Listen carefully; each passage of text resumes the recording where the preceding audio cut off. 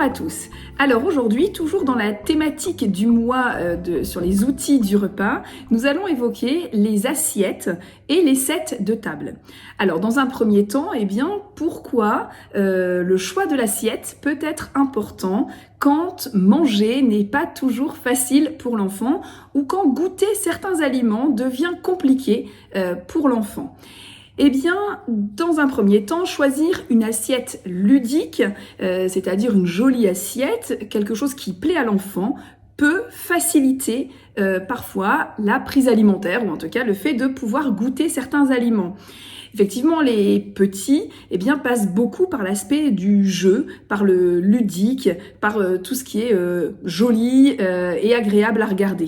Donc pourquoi pas choisir l'assiette avec l'enfant ou alors choisir l'assiette qui correspond à quelque chose que l'enfant aime avec un petit dessin, un petit personnage ou quelque chose.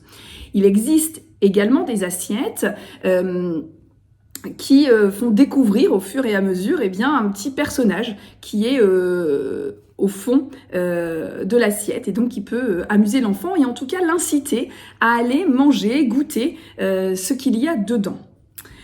Pour certains enfants, et à un certain âge, le fait que les aliments se touchent peut être perturbant et il peut alors refuser de goûter l'aliment s'il a touché un autre aliment que le parent lui a proposé.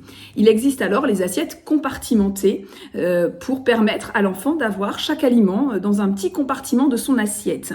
Pas forcément de grande inquiétude quand l'enfant refuse que les aliments se touchent, ça peut faire partie d'une phase normale de son développement alimentaire. Ensuite, il existe des assiettes pour lesquelles on peut choisir la quantité. C'est-à-dire qu'il y a deux petits bâtons qui permettent de choisir la quantité. Donc on peut choisir par exemple que les légumes, on en mettra cette quantité-là, ou un peu plus, ou un peu plus. Et en fait, c'est à l'enfant, avec l'adulte, de décider ensemble de la quantité à mettre dans l'assiette pour l'aliment en question. Voilà, et jamais les bâtons là peuvent se toucher, donc en fait, il ne peut pas avoir une quantité nulle. Voilà, ça c'est quand même intéressant. Voilà, donc ces assiettes-là sont intéressantes et enfin, il existe aussi les assiettes parcours, c'est-à-dire il y a un petit parcours à suivre à la fin duquel il y a un autre aliment qui peut être caché, qui est l'aliment sympa, et puis tout au long du parcours, on peut mettre des aliments plus ou moins intéressants pour l'enfant, en tout cas plus ou moins agréable pour lui à manger. Donc on peut mettre des aliments qu'on appelle les aliments copains avec des aliments qui sont un petit peu moins copains et il faut qu'il termine le parcours ou qu'il mange dans chacun des petits compartiments pour accéder à l'aliment surprise à la fin. Voilà, plein d'idées d'assiettes pour rendre le temps de repas sympa. Alors effectivement, on pourrait se dire, oui, mais manger n'est pas un jeu. Oui, mais l'enfant a besoin parfois que ce soit ludique pour l'aider à dépasser certaines appréhensions et ça, c'est OK. Les sets de table également, alors peuvent être intéressants. Alors d'une part, c'est que parfois à table, il se passe beaucoup d'autres choses que le fait de manger. C'est-à-dire que l'enfant va à table parfois pour dessiner, pour faire un jeu ou autre. Et il n'est pas toujours préparé au fait que au moment où on l'appelle pour aller à table, ce soit le repas. Et quand le temps de repas est un petit peu compliqué pour lui, ça peut être un peu perturbant finalement de se retrouver à cette table sans avoir de petits rituels, de savoir qu'en fait là je me mets à table pour manger.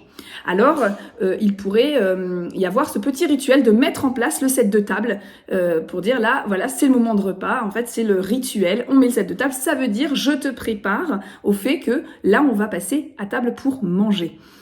Et ce set de table, effectivement, il peut aussi, tout comme l'assiette, être choisi avec l'enfant pour qu'il soit sympa, agréable, avec un personnage qu'il aime particulièrement. Voilà, sur ce set de table, on peut aussi réaliser un petit parcours peut-être avec l'enfant pour qu'il puisse être amené à goûter d'autres aliments.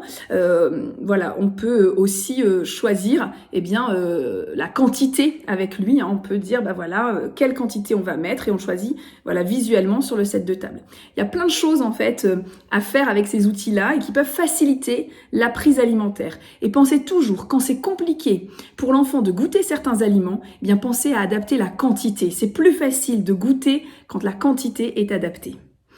Et si les difficultés persistent et vous inquiètent, n'hésitez pas à en parler à votre médecin qui pourra vous orienter vers un orthophoniste pour effectuer un bilan des difficultés alimentaires.